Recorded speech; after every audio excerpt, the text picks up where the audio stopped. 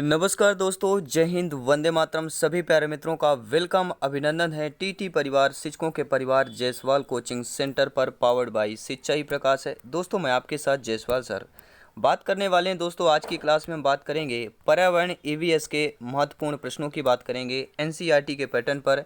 यह practice set number आपका 21 है।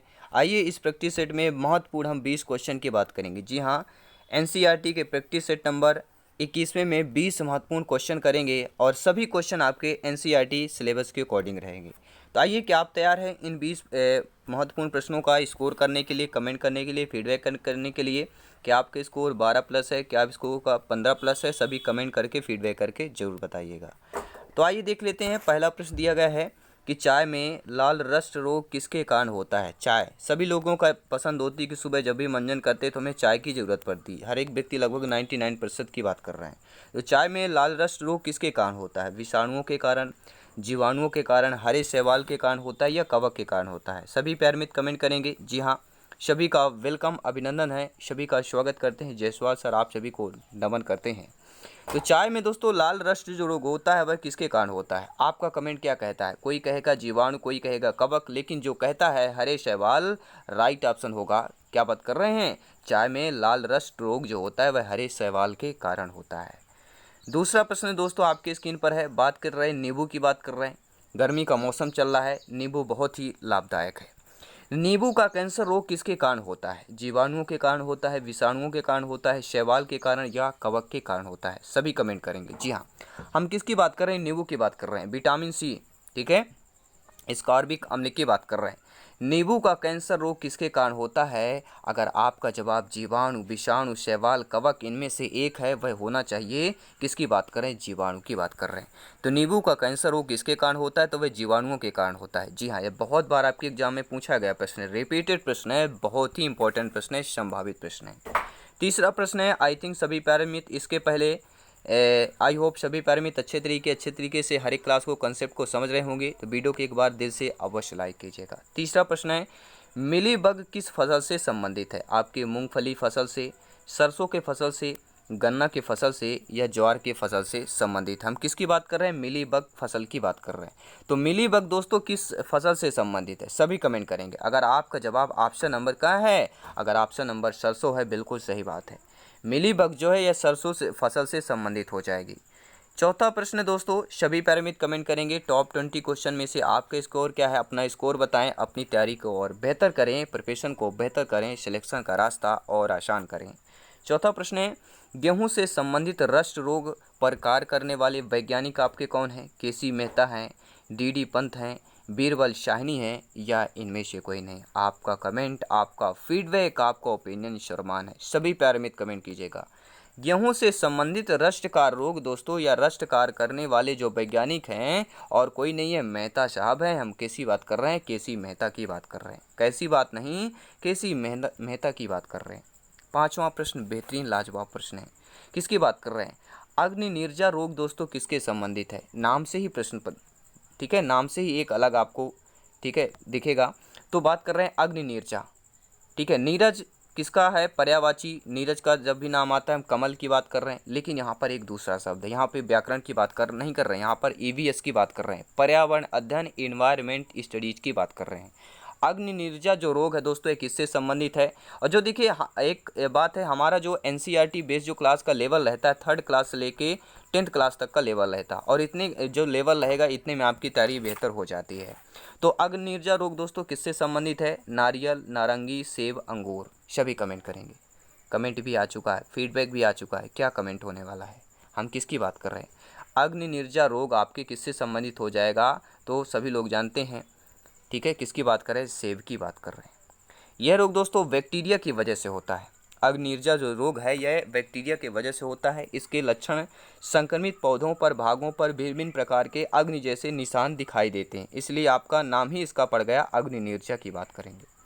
और नई टहनियों के संक्रमण के प्रति अत्यधिक संवेदनशील होते हैं। जो भी नई टहनियाँ आती हैं उनमें ज़्यादातर ये रोग होता है, ये ज़्यादातर रोग आता है, ठीक है। और कह सकते हैं कि भूरा हुए बिना टहनी के सिरों का क्या है? शिथिलन और मुरझाना, ये इसके कारण है। छठवां प्रश्न देख लेते हैं दोस्तों, सिट्रस कैंसर की बात कर रहे हैं। किसकी बात कर रहे हैं? सिट्रस कैंसर नींबू का एक रोग है। या नींबू का एक प्रसिद्ध कीट है, नींबू की एक प्रजाति है, या इनमें से कोई नहीं। सिट्रस की बात कर रहे हैं, सभी कमेंट करेंगे जी हाँ। जिनका सपना है गवर्नमेंट टीचर बनना, अध्यापक अध्यापिका बनना, उस सपने का साकार करने का समय है, उसके पहले बेहतरीन प्रिपरेशन करना। तो सिट्रस कैंसर क्या होता है? जो सिट्रस कैंसर है दोस्तों, ये एक नींबू का एक रोग होता है जिसका नाम सिट्रस कैंसर कहलाता है। 7वां प्रश्न क्या दिया गया है? आलू में ब्लैक हार्ट का कारण कौन सा होता है? आलू का आप देखते होंगे, हम पोटैटो की बात कर रहे हैं, ठीक है, टोमेटो की नहीं, टमाटर की नहीं बात कर रहे हैं, हम आलू की बात कर रहे हैं, पोटैटो की बात कर रहे हैं जी हाँ। तो ब्लैक हार्ट का कारण क्या होता है आलू में? ऑक्सीजन की कमी, पोटेशियम की कमी, बोरान की कमी, तांबे की कमी। देखिए ये चीज़ तो सभी लोग जानते हैं, आलू में जो पोटेशियम की मात्रा पाई जाती है, ठीक है, लेकिन आलू में ब्लैक हार्ट का कारण क्या है? ये जो रोग होता है ब्लैक हार्ट, इसका कारण क्या है? इसका कारण है ऑक्सीजन की कमी। पहला ऑप्शन सही हो जाएगा। 8वां प्रश्न आइए जान लेते हैं कि पादपों में बना खाद्य पदार्थ पौधे की विभिन्न अंगों में किसके द्वारा पहुंचता है? सभी कमेंट करेंगे। क्या है प्रश्न? पादपों में बना खाद्य पदार्थ पौधे के विभिन्न अंगों में किसके द्वारा पहुंचता है? फ्लोएम के द्वारा, कॉर्टेक्स के द्वारा, जाइलम के द्वारा, इनमें से कोई नहीं। दो प्रश्न, दो ऑप्शन आपको दिखेंगे जब भी पौधे की बात करते हैं। पौधा शब्द आए तो जाइलम और फ्लोएम ये आते हैं, कंफ्यूज करते हैं, लेकिन जो आपको राइट ऑप्शन चुनना है और अपने स्कोर को 1+ बढ़ाते चलना है, ठीक है। तो पादपों में बना खाद्य पदार्थ पौधे के विभिन्न अंगों से द्वारा पहुंचता है, वह हमारा कहलाता है, हम किसकी बात कर रहे हैं? फ्लोएम की बात कर रहे हैं। अगला प्रश्न बेहतरीन प्रश्न है, सभी कमेंट कीजिएगा जी हाँ। सभी का वेलकम, अभिनंदन है। जायसवाल सर आप सभी का स्वागत अभिनंदन करते हैं। अपना स्कोर कमेंट जरूर कीजिए। वैक्सीनेटेड सेंटर पर जाइए, वैक्सीन लेना अनिवार्य है, वोट देना अनिवार्य है, इसी प्रकार यहाँ पर कमेंट करना अनिवार्य है। पादपों में जल तथा खनिज लवणों का संचालन किसके द्वारा होता है? हम किसकी बात कर रहे हैं दोस्तों? पादपों में जल तथा खनिज लवणों का संचालन। पादप में क्या होता है? जल का संचालन, खनिज और लवणों, तीनों चीज़ों का संचालन जो है किसके द्वारा होता है? फ्लोएम के द्वारा, जाइलम के द्वारा, कार्टेक्स के द्वारा या पित्त के द्वारा। पिछले क्वेश्चन में क्या था कि पादपों में बना खाद्य पदार्थ पौधे के विभिन्न अंगों में किसके द्वारा होता है? तो आपका जवाब क्या था? फ्लोएम या जाइलम। तो आपने फ्लोएम बोला, फ्लोएम आपका आंसर था। लेकिन पादपों में जल तथा खनिज लवणों का संचालन किसके द्वारा होता है? तो यहाँ पर आपका जाइलम हो जाएगा, ठीक है। क्योंकि जल, देखिए जल का अगर संचरण आ जाए या संचालन आता है तो आपका एक ही ऑप्शन करना, हम किसकी बात करें? जाइलम द्वारा, ठीक है। B option correct option, right answer हो जाएगा।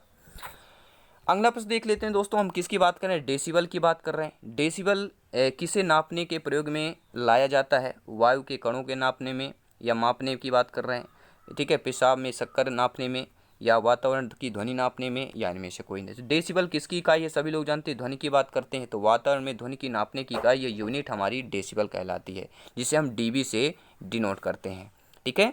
और जो वायु के कण की बात करते हैं, पेशाब में शक्कर यानी डायबिटीज की बात कर रहे हैं, तो बी आपका यहाँ पर according to question right option number, वातावरण में ध्वनि किसकी बात कर रहे हैं, सभी कमेंट करेंगे, सी ऑप्शन सही हो जाएगा। अगला प्रश्न दिया गया है कि वंशागति के अध्ययन से संबंधित जीव विज्ञान की शाखा क्या कहलाएगी? हम किसकी बात कर रहे हैं? वंशागति के अध्ययन से संबंधित जीव विज्ञान की शाखा की बात कर रहे हैं। आनुवांशिकी होगा, शरीर की होगा, कोशिका विज्ञान होगा, या इनमें से कोई नहीं। तो वंशागति के अध्ययन की बात कर रहे हैं, तो वंशागति के अध्ययन से संबंधित जीव विज्ञान की जो शाखा कहलाती है वह हमारी ऑप्शन नंबर फर्स्ट की बात कर रहे हैं, आनुवांशिकी कहला जाएगी। 12वां प्रश्न दोस्तों स्क्रीन पर है, क्या पूछा जा रहा है?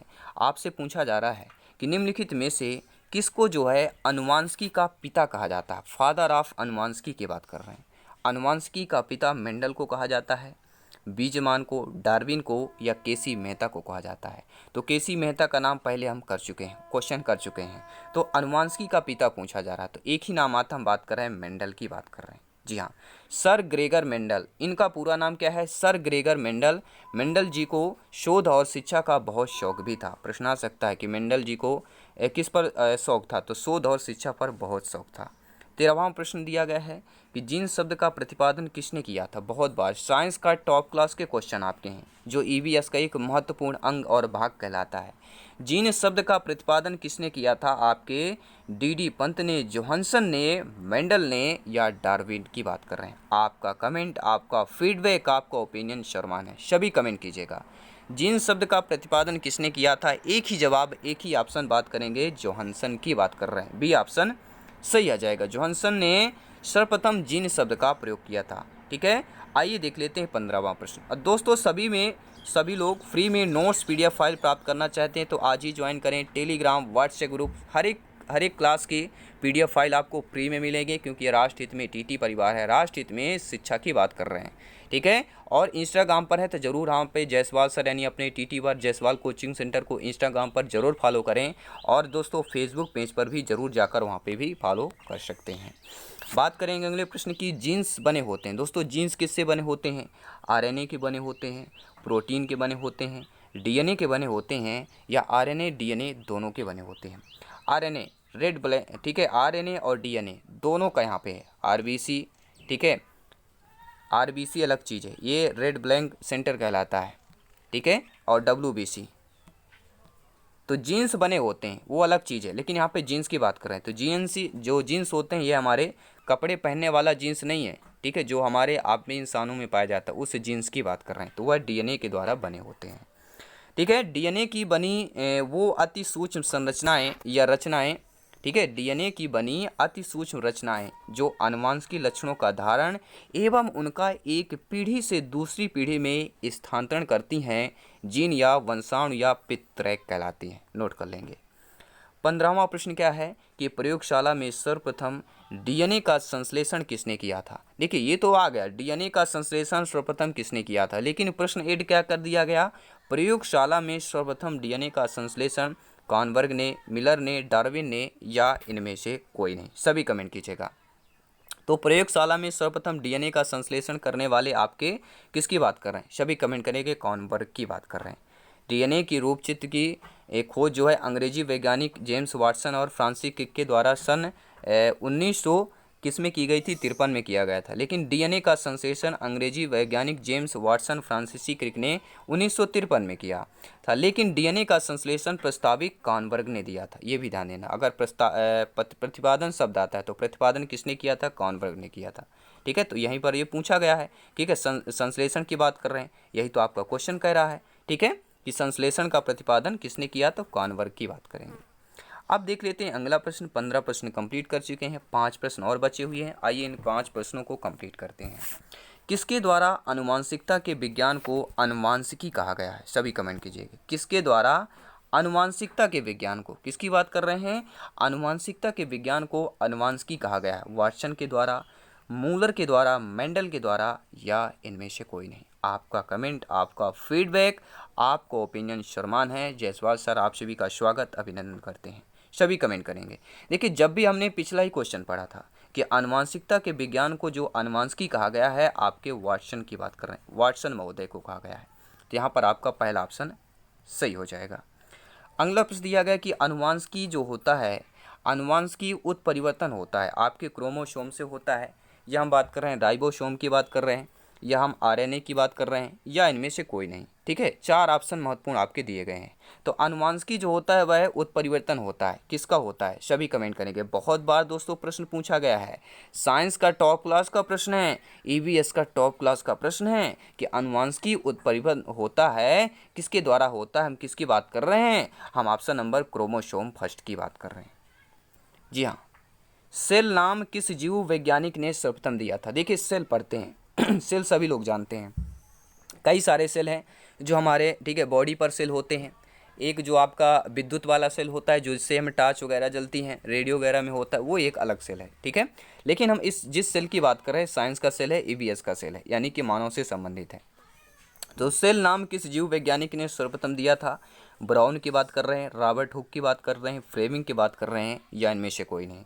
तो सेल नाम किस जीव वैज्ञानिक ने सर्वप्रथम मतलब पहले दिया हो, ठीक है। जैसे रेस में अव्वल नंबर आता है ना कि नंबर 1 आया रेस में, उसी प्रकार, ठीक है, सेल नाम किस जीव वैज्ञानिक ने सर्वप्रथम दिया था? हम बात कर रहे हैं रॉबर्ट हुक की बात कर रहे हैं, ये ध्यान दीजिएगा, ठीक है। कोई भी हमें करना हो तो उसे हुक करना बहुत जरूरी होता है, ठीक है। तो आपका बी ऑप्शन यहाँ पर सही हो जाएगा।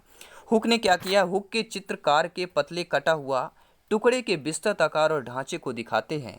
जब इन कक्षों का नाम देने का समय आया तो उन्होंने उन्हें सेल शब्द का वर्णन करने के लिए इस्तेमाल किया, क्योंकि उन्होंने उन नंगे दीवारों के कमरे की याद दिला दी जहां भिक्षु रहते थे, और इन कमरों को कोशिका कहा जाता था, ठीक है। इनका आपने थोड़ा हिस्ट्री है, इसलिए मैं थोड़ा आपको डिस्क्रिप्शन में बता दिया हूँ। आई थिंक आप लोग अच्छे तरीके से समझ गए होंगे। अब देखते हैं दोस्तों, 2-3 प्रश्न और बचे, इनको भी कंप्लीट करते हैं। दोस्तों यहाँ पे दिया गया है कि कोशिका में प्रोटीन संश्लेषण कहाँ होता है। किसकी बात कर रहे हैं? कोशिका की बात कर रहे हैं। और कोशिका में प्रोटीन संश्लेषण की बात की जा रही है। राइबोसोम में होता है, सेंट्रोसोम में होता है, गाल्जिकाय में होता है, या इनमें से किसी नहीं। तो कोशिका में प्रोटीन संश्लेषण कहाँ से होता है? तो आपका जवाब अगर राइबोसोम है तो बिल्कुल आप सही बात कर रहे हैं। अब देख लेते हैं 20वां प्रश्न क्या दिया गया कि 80% से अधिक सेल में पाए जाने वाला पदार्थ क्या कहलाता है? जल कहलाता है, खनिज कहलाता है, प्रोटीन कहलाता है, या चर्बी कहलाती है? हम किसकी बात कर रहे हैं? 80% से अधिक सेल में पाए जाने वाला जो पदार्थ होता है वह जल कहलाता है। सभी लोग जानते हैं 80% से अधिक जो पदार्थ पाया जाता है सेल में वह जल कहलाता है। पहला ऑप्शन सही हो जाएगा। तो दोस्तों ईवीएस के पार्ट में इन्वायरमेंट स्टडीज पर्यावरण अध्ययन के पार्ट में 20 महत्वपूर्ण हमने क्वेश्चन किया। अब आपको जवाब करना है, कमेंट करके बताना है इन 20 में से आपके स्कोर 15 प्लस है, 12 प्लस है, या 20 ऑफ 20 है। तो आपको कमेंट करके फीडबैक के जरूर बताना है। हर एक क्लास, हर कंसेप्ट यहाँ पे इंपॉर्टेंट है। जितने प्यारे भाई बहन पहली बार विजिट कर रहे हैं, चैनल को सब्सक्राइब करना मत भूलिएगा, क्योंकि यहाँ पर सिलेक्शन 101% श्योर एंड प्योर है, क्योंकि हर एक क्लास, हर एक कंसेप्ट आपके सिलेबस के अकॉर्डिंग है। सभी मित्रों को जय हिंद, वंदे मातरम। मिलते हैं next class, next session, next practice paper. सभी मित्रों को धन्यवाद दोस्तों।